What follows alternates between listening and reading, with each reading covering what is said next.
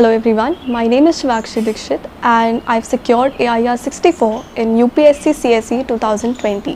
GS1 के लिए I used 4 books for history, modern के लिए Spectrum, then ancient medieval के लिए जो old NCERTs है हमारी Satish Chanda sir and RS Sharma sir की, एंड वर्ल्ड के लिए I use Vision IAS के नोट्स.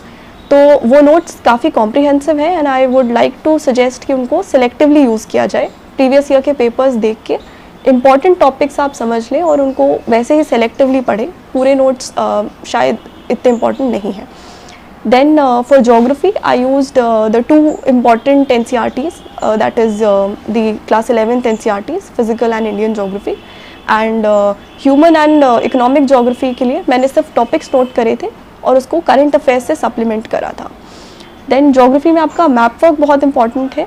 तो मैंने continent wise map work prepare किया था, एटलस से ही प्रिपेयर किया था, एंड मेरे कोचिंग के नोट्स से उसमें मुझे काफ़ी हेल्प मिली थी. GS2 के लिए हमारी पॉलिटी के लिए तो लक्ष्मीकांत सर की बुक सफिशेंट है.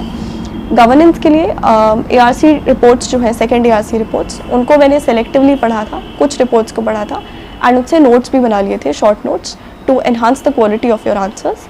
एंड IR के लिए जो हमारी कंटेम्प्रेरी वर्ल्ड की NCERT है वो पढ़ी थी. एंड ऑफ कोर्स आप वर्ल्ड हिस्ट्री पढ़ लेंगे तो फिर आप न्यूज़पेपर से IR को काफ़ी अच्छे से समझ पाते हैं. सो इतना करने के बाद I was sufficiently prepared for this paper and I could score 111, which is a decent score.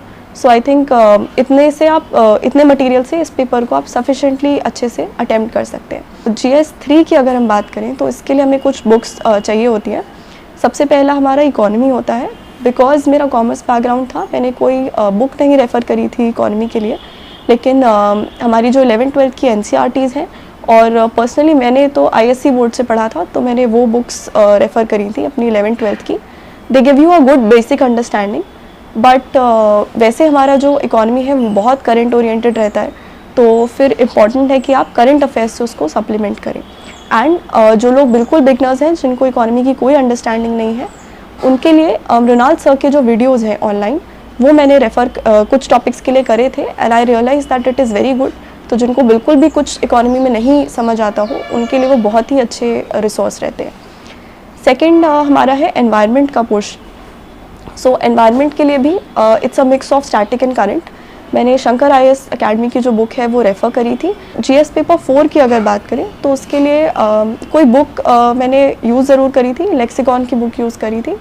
But उसके साथ साथ अगर GS पेपर 4 का नेचर ऐसा है कि we don't need only book given definitions, उसमें हमें अपने आंसर्स लिखने होते हैं. वो बहुत ही केस स्टडी बेस्ड और पर्सनलाइज टाइप का आपका पेपर होता है. आप से पूछा जाएगा कि what does a certain statement mean to you, so उसको एक्सप्लेन करना होता है. एंड उसके लिए मैंने जो आपका सिलेबस है उसके कुछ स्टेटमेंट, कुछ पॉइंट्स के नोट्स बनाए हुए थे, जैसे emotional intelligence, probity in governance, इन सब की छोटी छोटी डेफिनेशंस प्रिपेयर कर ली थी और वो लेक्सिकॉन बुक से प्रिपेयर करी. और फिर कुछ सेल्फ रिटन नोट्स बनाए मैंने, जिसमें अपने एग्जाम्पल्स खुद से मैंने सोच के लिख लिए थे, क्योंकि आपसे पूछे जाते हैं पेपर में कि आप किस तरह से इस चीज़ को एडमिनिस्ट्रेशन में इम्प्लीमेंट करेंगे.